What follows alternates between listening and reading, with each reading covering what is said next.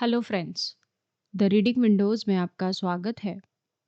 जब दुनिया आपको आपके नाम से पहचानती है, तब अक्सर लोग यह भूल जाते हैं कि उस नाम के पीछे कितनी खामोशी और कितनी लड़ाइयाँ छुपी होती हैं। और रतन टाटा की यह कहानी भी कुछ ऐसी ही है। एक ऐसी कहानी जो ग्लैमर से नहीं बनी है, बल्कि ग्रिट, पेशेंस और साइलेंट स्ट्रेंथ से लिखी गई है।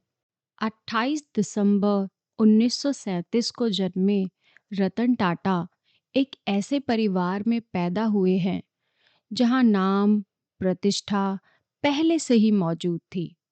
लेकिन जिंदगी ने उन्हें वो कंफर्ट नहीं दिया जो आमतौर पर ऐसे परिवारों में मिलता है। बचपन में ही उनके माता-पिता अलग हो गए थे।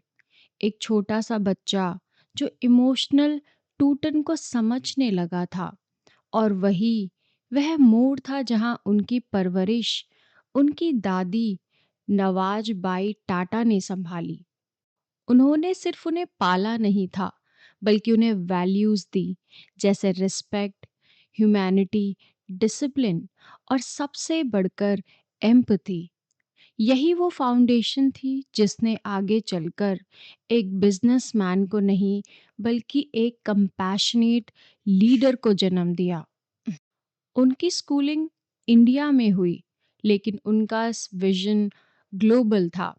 कॉर्नेल यूनिवर्सिटी में आर्किटेक्चर और स्ट्रक्चरल इंजीनियरिंग पढ़ते हुए उन्होंने सिर्फ किताबें नहीं पढ़ी, बल्कि दुनिया को समझा।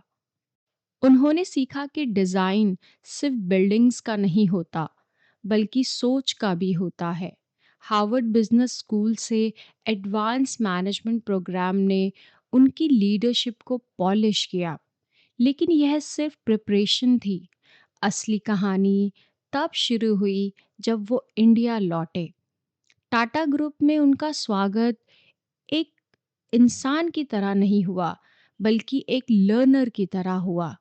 उन्होंने शॉप फ्लोर से शुरुआत की, स्टील प्लांट में काम किया, फिर रखा सेक्टर, और यह सब उनकी सोच कुछ सीख, और यही माइंडसेट उन्हें दूसरों से बिल्कुल अलग करता है। दूसरा lesson, take risk even if they scare you. Jaguar Land Rover की जैसी डील रिस्की थी। नैनो एक अनसर्टेन एक्सपेरिमेंट था, लेकिन अगर आप रिस्क नहीं लेते, तो आप कभी ग्रो नहीं कर सकते। डर होना गलत नहीं है, डर के बावजूद आगे बढ़ना ही सही और असली करेज होती है। तीसरा lesson, people matters more than profit. एक सच्चा लीडर वही होता है जो अपने लोगों को पहले रखता है, चाहे 2008 का क्राइसिस हो या एम्प्लॉयज़ की वेलबींग हो। रतन टाटा ने हमेशा इंसानियत को बिजनेस से ऊपर रखा। चौथा lesson, failures are not the end, they are the lessons. जैसे कि नैनो फेल हुआ, कई डिसीजन एक्सपेक्टेड रिजल्ट नहीं दे पाए, लेकिन उन्होंने कभी हार नहीं मानी। उन्होंने हर फेलियर को एक फीडबैक की तरह लिया और आगे बढ़ते चले गए। पांचवा और आखिरी लेसन है कि सक्सेस का असली मतलब गिविंग बैक में होता है। पैसा कमाना आसान हो सकता है, लेकिन उस पैसे को समाज के लिए यूज करना, वही असली ग्रेटनेस होती है। एजुकेशन, हेल्थ केयर, ये सब दिखाता है कि सक्सेस सिर्फ खुद तक सीमित नहीं होनी चाहिए। और अगर आप इन 5 लेसन को अपनी ज़िंदगी और करियर का चॉइस इसी बेस पर करते हैं, तो शायद आपको मोटिवेशन ढूंढने की ज़रूरत नहीं पड़ेगी, क्योंकि फिर आपकी ज़िंदगी खुद एक इंस्पिरेशन बन जाएगी। तो इस कहानी को यहीं ख़त्म मत होने दीजिए। इसे अपने अंदर जिंदा रखिए, क्योंकि हो सकता है अगली इंस्पिरेशन स्टोरी आपकी हो। Thank you everyone.